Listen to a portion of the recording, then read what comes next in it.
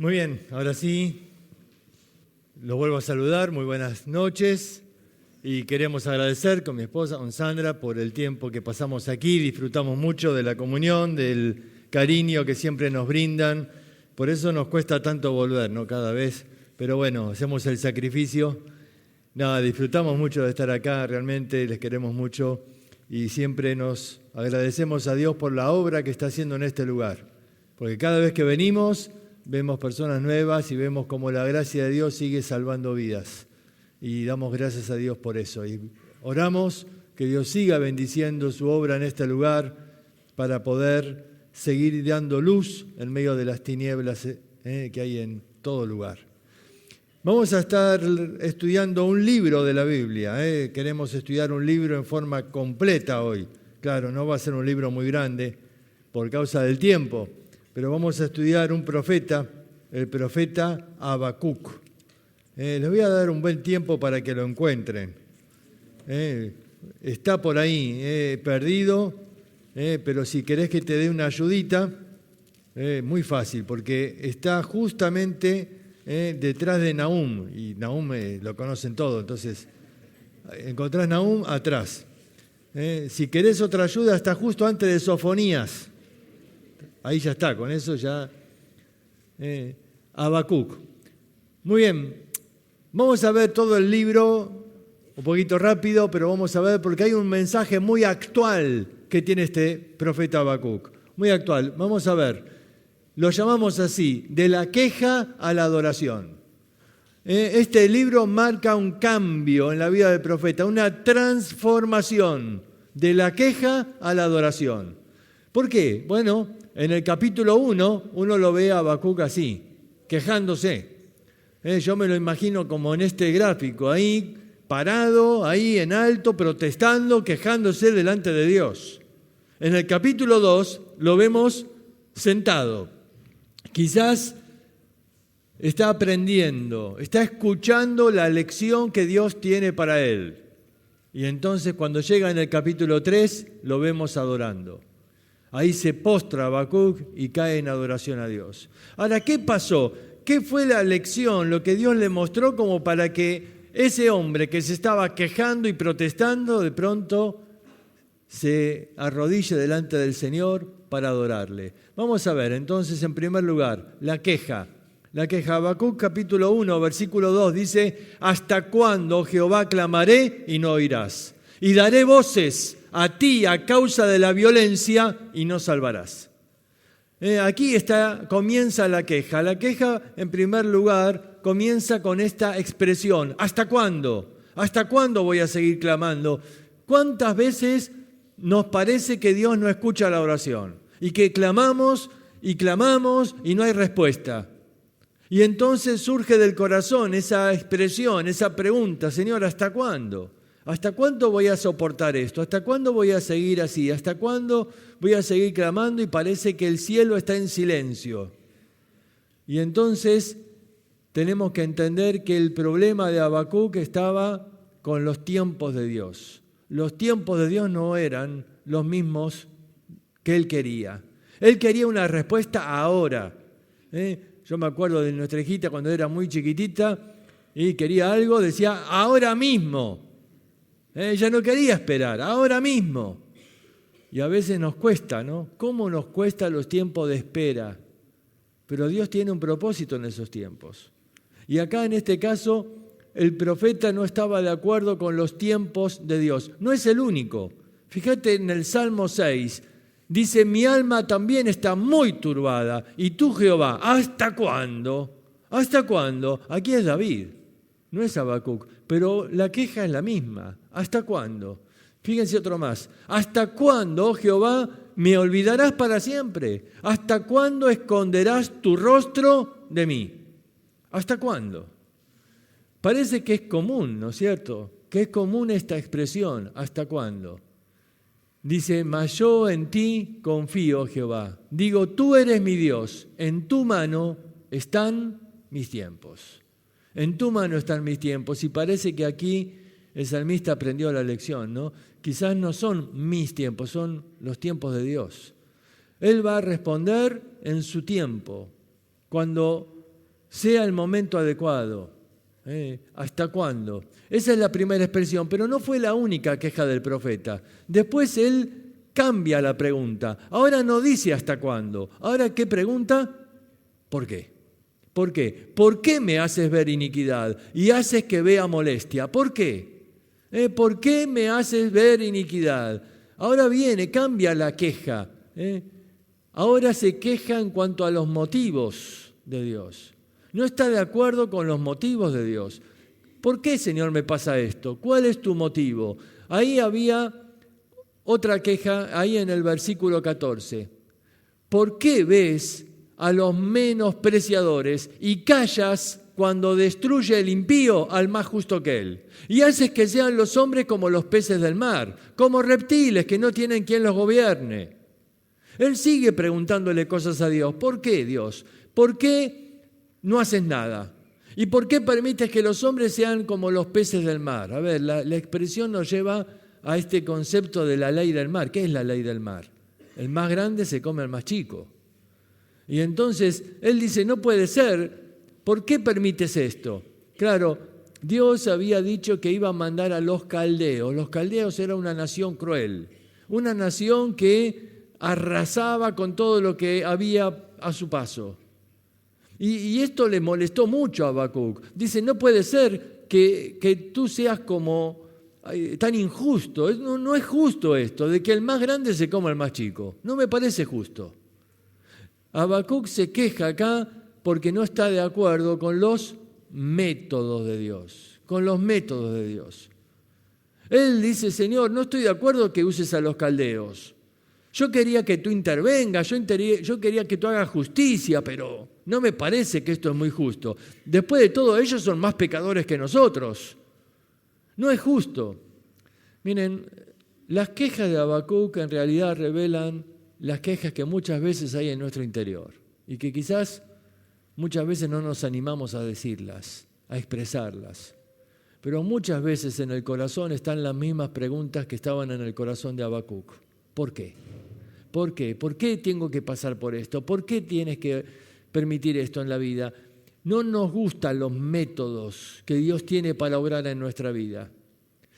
Queríamos que Dios haga algo, pero no nos gusta cuando Dios nos responde y nos diga, bueno, yo voy a actuar, está bien, yo voy a actuar, te voy a mandar esta enfermedad. No, Señor, eso no era lo que yo pedía. ¿Por qué? ¿Por qué? ¿Por qué tiene que pasarme esto? ¿Por qué cuando parecía que todo iba a mejorar, de pronto tuve este accidente, tuve este problema? Preguntas que muchas veces no tienen respuesta. Dice Job, ¿por qué escondes tu rostro y me consideras tu enemigo? ¿Has sentido alguna vez como si Dios fuera tu enemigo? Como parece que Dios no responde y que de pronto Él esconde el rostro. Si se acuerdan, en un versículo anterior en el Salmo estaba la misma expresión, ¿no? David decía también que Dios parece que esconde el rostro, es decir, como el padre que no quiere que su hijo le vea, esconde ahí el rostro. ¿Por qué? Dice. ¿Sabes? Esta no es la única pregunta que Job hace. La verdad es que en el libro de Job 20 veces Job pregunta por qué. Es natural preguntar por qué. Claro, Job estaba sufriendo y es natural preguntar por qué. Ahora, nunca hubo una respuesta. Dios nunca le respondió. Uno dice, pero Dios tendría que haberle respondido. No porque Dios no pueda responder, sino porque Job no debía saber. Él debía confiar. Nosotros creemos que el consuelo viene por el entendimiento. No es verdad, no es verdad. El consuelo viene por la confianza. No por entender, viene por confiar. Y esto es lo que Job tenía que entender. Él tenía que confiar en la buena mano de Dios. Él tenía que confiar, no necesitaba saber por qué. Es que el por qué muchas veces está fuera de nuestro alcance, fuera de nuestro conocimiento. Debemos confiar. ¿Ves? Debemos confiar en los tiempos de Dios, en los motivos de Dios, en los métodos de Dios. Él sabe lo que hace. Así que Habacuc tenía que confiar. Sin embargo, llega este texto, ¿no? Bueno, antes de ir al próximo de Juan 13:7. Respondió Jesús, lo que yo hago, tú no lo comprendes ahora, más lo entenderás después. Esto se lo dijo a Pedro ahí en ese momento cuando lavaba los pies, pero este versículo responde a Job y responde a Habacuc y nos responde a nosotros. Lo que yo hago tú no lo entiendes ahora. No es momento de entender la respuesta de Dios, debes confiar. No podemos tener ahora todas las respuestas, pero sí podemos tener a Dios que nos promete estar con nosotros en medio del dolor, que promete estar a tu lado, aún en medio de la angustia. Y eso tiene que ser suficiente. Lo que yo hago tú no lo entiendes ahora, pero lo entenderás después. Y Job entonces va a tener una lección, ahí en el capítulo 2. Dios le va a dar una lección, le va a enseñar por qué va a venir el juicio. ¿Por qué va a venir el juicio? Fíjense cómo comienza. Sobre mi guarda estaré, y sobre la fortaleza afirmaré el pie, y velaré para ver lo que se me dirá, y qué ha de responder tocante a mi queja. ¿Ves que Habacuc reconoce? Se está quejando. Dice, yo me voy a quedar acá, parado, firme, a ver qué me va a responder Dios tocante a mi queja. Y entonces Dios va a comenzar a responderle. Le va a decir la condición en la que estaba el pueblo. Vas a ver que la condición en la que estaba el pueblo no es muy diferente a la de nuestra sociedad en el día de hoy. Fíjate, en primer lugar, le habla de la codicia. Capítulo 2, versículo 7. ¡Ay del que multiplica lo que no era suyo! ¿Hasta cuándo había de acumular sobre sí prenda tras prenda?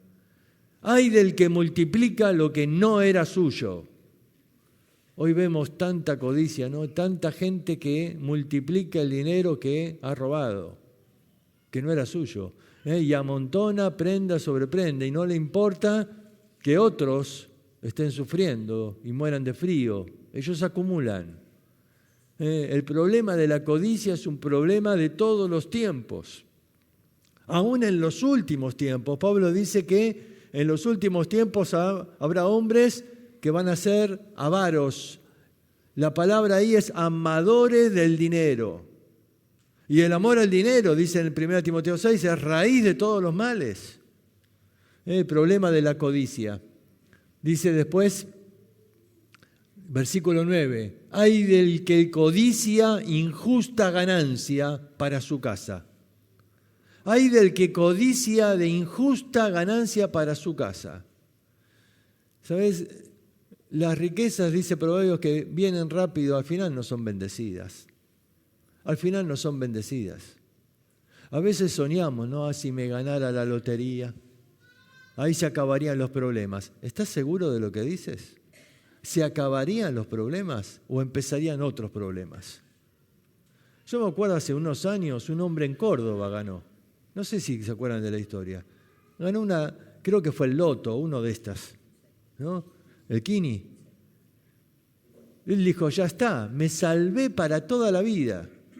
Bueno, la verdad es que comenzó a ser la ruina de su familia, ¿no? Cada uno empezó a reclamar su parte, cada uno, la esposa lo abandona, los hijos que se van, uno se cayó en drogas, otro, y de pronto ella entiende que no tiene más motivo para vivir y se suicida. Uno dice, ganó la lotería, tenía todo por delante. No. ¿Ves? Si el dinero no viene con la bendición de Dios, y acá dice, ay del que codicia injusta ganancia para su casa. No creas que tener más te va a aliviar de problemas. Dice después, la corrupción moral. Fíjense este texto, dice, ay del que da de beber a su prójimo, ay de ti, que le acercas tu hiel y la embriagas para mirar su desnudez.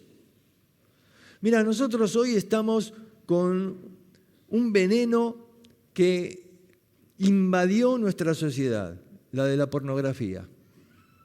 Y hoy se mete por todos lados porque, claro, está accesible en cualquier computadora, en cualquier pantalla de televisión y en cualquier celular. Y hoy casi todos tienen el celular y entonces tienen acceso de una forma simple, de una forma sencilla, a ver la desnudez. Ahí en aquel tiempo, mira, este asunto de la desnudez no es una cuestión de ahora. es un problema de los hombres a través de toda la historia. Por eso Jesús dijo que aquí por los ojos entra el pecado. Es la lámpara, dice, del cuerpo. Si tu ojo es malo, todo tu cuerpo es malo. Por eso ya Job, tanto tiempo atrás, decía, yo hice un pacto con mis ojos, ¿cómo voy a mirar una virgen? Y por eso David en el Salmo 101 dice, yo no voy a poner delante de mis ojos cosa injusta. ¿Ves? Ahora acá habla, ay de ti, dice que le acercas tu hiel. La verdad es que la hiel es este producto amargo, ¿no?, del hígado, pero la expresión ahí del hebreo hablaba de una bebida que se utilizaba como para drogar a la persona. Hasta el día de hoy se usan, ¿no?, ciertas drogas que la dan a uno, que lo dejan medio fuera de control para poder abusar de la persona. Hasta el día de hoy se usa algo así, pero no es nuevo. Fíjate, ya ahí en el libro de Habacuc dice que le acercas tu hiel y la embriagas para mirar su desnudez. El hombre, dice ahí en Proverbios, que los ojos no se cansan de ver. Y hoy la pornografía ha envenenado la mente de los jóvenes, de los niños, de los mayores. No solo ahora de los hombres, ahora también es moda en las mujeres. Y de pronto ver la desnudez tiene una atracción. Y se presenta a veces para los adolescentes o para los niños hasta en forma de juego. Juegos que se ofrecen gratuitamente, jugá esto y le aparece la promoción, jugá, y de pronto se ven envueltos en algo que después va a conducirlos a pecados peores. ¿Te das cuenta de la corrupción moral? ¿Saben cuánto dinero se mueve en el mundo detrás de este negocio de la pornografía? Es la corrupción moral. ¿Ves? No cambió las épocas. Desde Habacuc a ahora seguimos luchando con los mismos pecados, la codicia, la corrupción moral. Dice también la violencia. Dice, ay del que edifica la ciudad con sangre y del que funda una ciudad con iniquidad. Y bueno, y ni tenemos que hablar hoy de la violencia, ¿no?, donde ya uno no tiene ganas de ver los noticieros, porque todos los días hablan de mataron, abusaron, hirieron, violencia todo el tiempo. Y los vicios, dice en el versículo 5, y también el que es dado al vino es traicionero, hombre soberbio, que no permanecerá.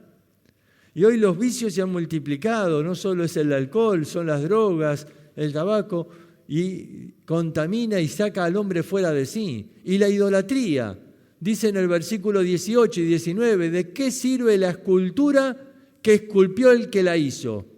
La estatua de fundición que enseña mentira para que haciendo imágenes mudas confíe el hacedor en su obra. ¿Podrá él enseñar? He aquí está cubierto de oro y plata, pero no hay espíritu dentro de él. Y la gente sigue detrás de la idolatría y sigue adorando imágenes. Sigue adorando imágenes y sigue ahí el corazón del hombre detrás de la idolatría. ¿No es cierto? Y a veces idolatra personajes, idolatra una persona, idolatra un héroe, ya sea en el deporte, en la política, alguien que le dio, y hacen de esto una idolatría. Y es terrible como el corazón del hombre es arrastrado, ¿no?, por la idolatría. Hace poco estaba en Bolivia, me contaron ahí una historia tremenda de un hombre que era el fabricante de ídolos de la ciudad. Él tenía una fábrica ahí, hacía todo tipo de imágenes. Le vendía a la iglesia católica y a la gente. Él no tenía problema en vender a San Cayetano o a un Buda. Hacía todo tipo de ídolos. Pero él un día se convierte y entonces se da cuenta de que la Biblia condena la idolatría y saca todos los ídolos que tenían en su negocio, los rompe en la calle, les prende fuego y ahí hace toda una gran quema. Y la gente se enfureció contra él. Lo quisieron amenazar, lo querían linchar, lo querían matar, porque ¿cómo vas a romper todos esos ídolos? Él se tuvo que encerrar en su casa, no pudo salir esa noche porque la gente estaba enfurecida. Pero esa noche hubo un terremoto y el terremoto sacudió la ciudad y los ídolos que estaban en la Iglesia Católica todos cayeron y se rompieron. A la mañana siguiente, en el diario normal, hoy acá diríamos el Clarín, el diario del lugar, salió publicado así, el nombre de este hombre, del creador de ídolos, dice, fulano de tal rompió todos los ídolos de su negocio y Dios rompió todos los ídolos de la iglesia. Terrible. Dios rompió los ídolos de la iglesia. No era casualidad de un terremoto esa misma noche, ¿no? Pero Dios condena la idolatría. Dios condena. Y fíjate, codicia, corrupción, violencia, vicios, idolatría. Y entonces Dios le encarga a Habacuc y le dice así, me respondió y dijo, escribe la visión y declárala en tablas para que corra el que leyere en ella. Aunque la visión tardará un tiempo, mas se apresura hacia el fin y no mentirá. Aunque tardare, espéralo, porque sin duda vendrá y no tardará. Había una comisión, una misión que Habacuc tenía. Tenés que escribir esto en tablas y que todo el que lea este mensaje, que corra, que se apresure. Porque si bien falta un poco, cuando viene rápido. Y van a venir los caldeos y van a traer destrucción. Entonces hay una comisión, tenés que correr. ¿Y qué es el mensaje que tenía que dar? He aquí aquel cuya alma no es recta, se enorgullece. A ver, se enorgullece. Dice, a mí no me va a pasar nada. A mí no me va a pasar nada. Pero tu pecado te está llevando de mal en peor. A mí no me va a pasar nada. Se enorgullece. Pero el justo por la fe vivirá. El justo por la fe vivirá. Este es el gran mensaje de Dios. Este es el mensaje de salvación de todas las épocas. La fe es lo que te puede dar la salvación. ¿La fe? ¿La fe en qué? La fe en la obra de Dios. En este caso, la fe en que Cristo murió por mis pecados, en que Él entregó su sangre para que yo pueda ser limpio. Fe. El justo vivirá por esa fe. Va a creer en el mensaje de Dios y va a pedirle a Dios que le salve. En aquel tiempo los caldeos podían arrasar y no dejar a nadie con vida, pero ahí está la promesa de Dios. El justo vivirá por su fe. Y dice que corra todo aquel que lee esto. Hay un mensaje que anunciar y ese mensaje es que Dios siempre proveyó de salvación en todas las épocas y que esa salvación se alcanza por medio de la fe. No se alcanza por una religión, no se alcanza por buenas obras, no se alcanza diciendo, bueno, pero Señor, a mí no me tienes que juzgar porque yo hago cosas buenas también, Pero nada bueno de lo que hagas puede anular el pecado que te separa de Dios. Nada bueno que hagas puede quitar de la cuenta toda tu deuda. Por eso la única manera es alcanzarla por la obra de Cristo, por lo que Él hizo por nosotros. El justo por la fe vivirá. Es interesante que en Hebreos se cita este texto y dice, porque aún un poquito y el que ha de venir vendrá. En el tiempo de Habacuc, el que había de venir eran los caldeos. Ahora el autor de Hebreos, cientos de años después, se refiere a Cristo, pero utiliza el mismo mensaje. El que ha de venir va a venir. Y por lo tanto hay que apresurarse. ¿Y cuál es el mensaje hoy en día? Mas el justo vivirá por la fe. Y si retrocediere, no agradará a mi alma. El justo vivirá por la fe. Sigue siendo el mismo mensaje y sigue siendo la misma comisión para nosotros. La comisión a llevar este mensaje. Y hay un espíritu de urgencia en este mensaje. El que ha de venir, vendrá y no tardará. Queda poco. ¿Se dan cuenta que es coherente al mismo espíritu de urgencia que estaba en Habacuc, donde decía, el que lee este mensaje en esas tablas, ¿qué tiene que hacer? Que corra, hay un espíritu de urgencia, todavía hay mucho que hacer. Todavía hay personas que rescatar, todavía hay personas que no saben que hay salvación provista por Dios, que hay una salvación que puede limpiar del pecado, todavía no lo saben. Y el que ha de venir vendrá, y nosotros vemos cómo Cristo viene pronto. No hay otra explicación. Todo el mundo, todas las profecías, todas las cosas que están pasando, nos muestran que el que ha de venir, vendrá. Y esto nos tiene que impulsar a correr y llevar este mensaje de salvación. ¿Por qué? Porque todavía hay vida entre los muertos. Hace un tiempo atrás estaba preparando un mensaje para dar ahí en mi iglesia y leí la historia de un hombre que se llama Ernest Gordon. Quizás no es tan conocida. Los que son así tan viejos como yo, ¿se acuerdan que había una película que se llamaba El puente sobre el río Kuwait? El puente sobre el río Kuwait es una película de guerra, de los soldados cuando se peleaba ahí en Japón y los soldados eran capturados y eran obligados a trabajar para construir este puente. Fue famoso porque miles murieron ahí construyendo este puente. Este hombre era un soldado de Inglaterra y él estaba ahí. Cayó cautivo y los japoneses lo tenían ahí construyendo el puente del río Kuwait.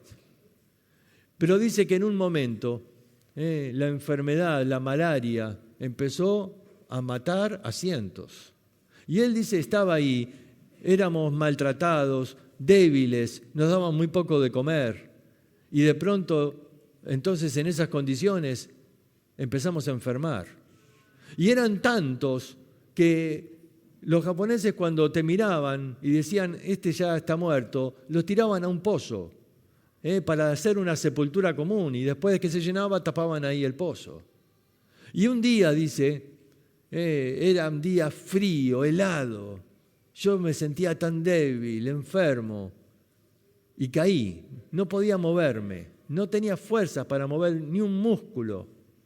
Y entonces me dieron por muerto y me tiraron al pozo de la muerte. Y yo estaba ahí, en medio de la noche, todavía con conciencia, pero sabiendo que la muerte iba a venir en cualquier momento. Yo no tenía fuerzas ni siquiera para emitir un sonido, para pedir ayuda, para decir y avisar que todavía estaba vivo. No podía. Estaba ahí y me entregué esperando la muerte y deseando que venga rápido. No tenía ninguna esperanza. Pero ahí, en el frío de la noche, de pronto sentí que una mano me tocó y me sobresaltó y mi cuerpo, como acto reflejo, se movió. Y escuché que entonces uno susurraba a otro, este está vivo todavía. Y entonces me sacan del pozo de la muerte y me llevan a una carpa y ahí comienzan a frotar mi cuerpo para que entre en calor y me dan un té caliente y me empiezan a cuidar. Pasaron los días y comencé a recobrar las fuerzas, comencé a sentirme mejor, me empezaron a hablar de Cristo. Me leyeron la palabra de Dios. Estos hombres eran 2 creyentes que cada noche se metían en el pozo de la muerte a buscar todavía alguno que esté con vida. Claro, estos ya no eran buscados por los japoneses ya los habían tirado, ya no los buscaban, así que ellos los sacaban de ahí, los cuidaban, los alimentaban. De pronto pasaron los días y en esa carpa éramos 40 que fuimos sacados del pozo de la muerte. Uno tras otro hemos recibido a Cristo. Y ahí estábamos, cada noche, leyendo la palabra y cantando al Señor en voz bajita para que no nos escuchen. La palabra de Dios, dice, nos mantuvo con vida y con esperanza hasta que pudimos volver. Y él escribió un libro llamado El milagro en el río Kuwait. No el puente, el milagro en el río Kuwait. El milagro, ¿por qué? Porque por la gracia de Dios había personas que estaban dispuestas a meterse en el pozo de la muerte a buscar a algunos para rescatar y darles vida. Y cuando leía esta historia decía, qué coraje, ¿no?, de meterse ahí, de meterse en ese pozo. Y yo decía, Dios hoy todavía quiere que nos metamos en el pozo de la muerte. Porque ustedes vieron cómo estaba la sociedad, con codicia, con corrupción moral, con violencia, con idolatría, muertos en sus delitos y pecados, dice la Biblia. Pero aún en ese pozo de la muerte hay algunos que todavía están ahí y que pueden ser rescatados. Y hay que meterse, como estos hombres hicieron, para llevarles la gracia de Dios, para llevarles la vida, para llevarles la esperanza. Hay que meterse. Y ahí viene el mensaje, ¿no?, de Hebreos. Dice, el que ha de venir viene pronto. Así que si te vas a meter, metete ahora. Porque todavía hay gente que rescatar. Todavía hay personas que liberar de ahí. Personas que están ahí quizás por su pecado o por el pecado de otro, pero están ahí sufriendo en ese pozo de la muerte. Tenemos que sacarlo de ahí. Dice, hay que apurarse, hay que meterse. Vamos, dice, que corra el que lee. Porque hay un mensaje, el justo vivirá por la fe. Y nosotros somos los encargados de comunicar ese mensaje. Vamos a ir al último punto, la adoración. La adoración. Y aquí el profeta dice, oh Jehová, he oído tu palabra y temí. Oh Jehová, aviva tu obra en medio de los tiempos. En medio de los tiempos hazla conocer. Y en la ira acuérdate de la misericordia. Ahora, aquí hay un cambio en Habacuc, porque cuando él habla de la obra de Dios se refiere a los caldeos que van a venir. Sí, pero no es solo eso. Es la obra de salvación que Dios va a traer. Es la obra de salvación, porque en ese momento la gente va a clamar a Dios. Porque como dice Oseas, en su angustia me buscarán. En medio de la angustia la gente busca a Dios, busca la salvación. Y entonces ahora al venir los caldeos, la gente va a clamar. Claro, antes el profeta predicaba y nadie lo escuchaba. Estaban muy ocupados por la codicia, buscando ganar más dinero. Muy ocupados en los vicios, muy ocupados mirando, satisfaciendo los ojos con la desnudez. Muy ocupados en otras cosas, no había tiempo para Dios. Pero ahora, ante la amenaza, iban a buscar a Dios. Dice, esta es la obra de salvación. Y dice Dios acá, en medio de los tiempos, haz conocer tu obra, aviva tu obra, para que haya salvación. Mira, a veces pensamos, no, tantas personas hoy en el mundo están dejando su lugar para ir a otro. ¿Vieron? Es el fenómeno de la inmigración masiva. Gente que sale de Venezuela, gente que sale de Centroamérica hacia Estados Unidos, gente que sale de Siria para ir a otros lugares, de África, de África cruzando el mar Mediterráneo en balsas, en lo que sea. Gente que se va de un lugar al otro buscando seguridad. Muchos de ellos mueren en el intento. Pero también muchos de ellos encuentran la salvación. Hay gente predicando el Evangelio ahí a los inmigrantes, ahí a los que no tienen esperanza, a los que están ahí sin patria, sin hogar, sin nada. Pero hay algunos que están llevándoles el Evangelio. Y Habacuc dice, aviva tu obra, que se despierten creyentes para ir a aquellos que están sin esperanza en el mundo y puedan entender que hay salvación. Dice, su gloria cubrió los cielos y la tierra se llenó de su alabanza y el resplandor fue como luz. Rayos brillantes salían de su mano y allí estaba escondido su poder. Habacuc tenía que entender el propósito de Dios. No tenía que resignarse. Él tenía que entender que Dios permitía el sufrimiento con un propósito, salvación. A ver, ¿cómo es esto de que no hay resignación? Fíjense, dice, aunque la higuera no florezca, ni en las vides haya fruto, aunque falte el producto del olivo y los labrados no den mantenimiento y las ovejas sean quitadas de la majada y no haya vacas en los corrales, con todo yo me alegraré en Jehová y me gozaré en el Dios de mi salvación. Fíjense bien, con todo, no dice a pesar de todo. Eso sería resignación. No dice, y bueno, ¿qué va a hacer? No me queda otra, me la tengo que aguantar. No, eso es resignación. Él dice, aunque la higuera no florezca, ni haya vida en los corrales, ¿sabes qué está describiendo ahí? Aunque pasen los caldeos y se roben todo, y no nos quede comida, y se lleven todas las vacas, y no haya ovejas en los corrales, y no quede un miserable higo en una planta, aunque ya no haya nada, con todo eso yo me voy a gozar. ¿Por qué? Porque Dios es el Dios de mi salvación.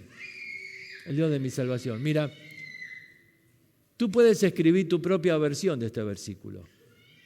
Tú puedes escribir tu versión, ¿no? Tú puedes poner, aunque haya perdido mi trabajo, o aunque tenga que afrontar una enfermedad, aunque mi suegra se haya venido a vivir a mi casa. No, esa no la pongas. Vos podés poner tu propia versión. El asunto es, ¿podés terminar diciendo, con todo eso yo me voy a gozar en Dios?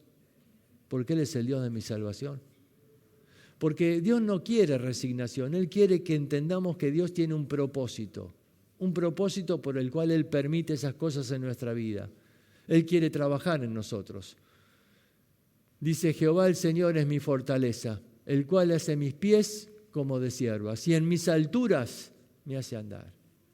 Él hace mis pies como de ciervas. Yo no sé si llegan a apreciar, pero ahí hay ciervas. Mira, es increíble. ¿Cómo hacen para trepar ahí en la montaña? Yo no puedo entender. Está vertical ahí. No sé cómo pueden hacer para subir ahí.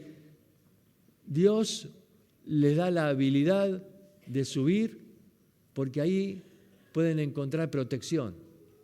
Ahí pueden encontrar protección. ¿Te das cuenta? En las alturas está su seguridad. En las alturas ellas encuentran la forma de defenderse de los enemigos. Y cada vez que tenemos problemas somos animados a ir a las alturas. Fíjate, ¿se acuerdan de esta canción? No hay lugar más alto que estar a los pies de Jesús. Ahí estamos en las alturas, cuando vamos en oración. Cuando vamos en oración, ahí nos encontramos en el lugar seguro. Ahí nos encontramos en ese lugar donde encontramos refugio, donde encontramos los brazos tiernos del Señor. Ahora yo quiero terminar, ya se me pasó la hora, pero quiero terminar con esto. El libro de Habacuc es un libro de una advertencia, Va a decir ahí en el libro, mira, vienen los caldeos, tenés que hacer algo, el justo por la fe vivirá. Es una advertencia, es un llamado. Hoy Dios también hace una advertencia a tu vida. Él también hace un llamado a tu vida hoy. Él te dice, no podés seguir así, no podés seguir viviendo de la misma manera. Tenés que tomar conciencia que el pecado, ¿qué pecado? La codicia, el amor al dinero, el egoísmo, la corrupción moral, la violencia, los vicios. ¿Te das cuenta? Todo eso te va llevando cada vez más lejos de Dios y todo eso te va a llevar a un rumbo donde vas a sufrir y donde si no haces algo antes, un día te despertás en el mismo infierno. Y viene el llamado de Dios que te dice, yo te ofrezco hoy salvación, yo te ofrezco hoy un cambio de vida, yo te ofrezco hoy que por la gracia y el regalo impagable de Dios tengas vida eterna por la obra que Cristo te dio en la cruz. Pero ¿sabes qué? Aún a pesar de eso, muchos no escuchan las advertencias. Hace poco leía que el Titanic, la noche que se hundió, había recibido por lo menos 7 advertencias, 7 de barcos que habían pasado en la zona y que le mandaron el mensaje de que tengan cuidado porque había grandes iceberg, grandes bloques de hielo adelante. Ellos no escucharon las advertencias. Pero lo peor de todo fue el último mensaje. El último mensaje, el hombre le escribía una y otra vez. Les aviso que muy cerca de ustedes hay un gran iceberg. El hombre que estaba en el telégrafo ya había avisado, pero el capitán le dijo que no le importaba. Así que él estaba muy ocupado porque tenía cientos de mensajes que mandar de los turistas que estaban avisando a sus familiares para que los reciban en la costa. Y él dice, déjame de molestar. Quedaron grabadas en la historia estas palabras. Dice, salí de la línea, dejá de molestar, tengo mucho trabajo que hacer. 1 hora después, el Titanic choca con el iceberg. Este hombre, cuando le recibe esa respuesta, deja de molestar, salí de la línea, este hombre entonces apaga el telégrafo y se va a dormir.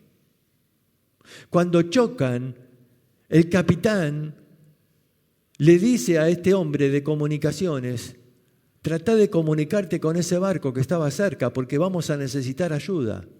Y este hombre manda un mensaje de SOS a este barco, pero no había respuesta. ¿Por qué? el otro había apagado la radio, se había ido a dormir, porque le dijo que no lo moleste y que salga de la línea. Este barco podría haber llegado y ayudado a salvar a muchos de los que murieron ahí. Pero ¿cuál fue el problema? No escucharon las advertencias. Decime, ¿vas a hacer lo mismo en tu vida? ¿Vas a hacer lo mismo? Porque Dios te está advirtiendo hoy. Te está advirtiendo, mira, el pecado paga mal. El pecado es algo que podés disfrutar un tiempo, pero paga mal. Y te aleja y te esclaviza. Y un día chocas con el iceberg. Y un día, cuando tu vida se viene a pique, ahí buscas a Dios. Sí, está bien. Pero a veces es tarde. Dios te está llamando hoy y te está diciendo, mira, el justo por la fe vivirá. ¿Quieres poner tu fe en Cristo? Vamos a orar.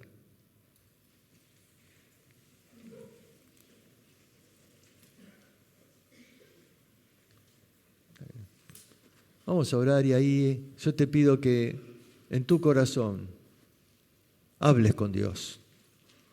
No podés ahí negar la palabra de Dios, la advertencia de Dios. Si te das cuenta que nunca has recibido el perdón de tus pecados, ¿por qué en esta misma noche no le hablas a Dios? Y le confiesas tu pecado, le dices, sí, Señor, perdóname. Yo me doy cuenta, mi vida está llena de pecados, de codicia, de corrupción moral, llena de cosas que me alejan de ti. Pero hoy creo que Cristo murió en la cruz. Y hoy creo que su sangre es lo único que me puede limpiar de todo mi pecado.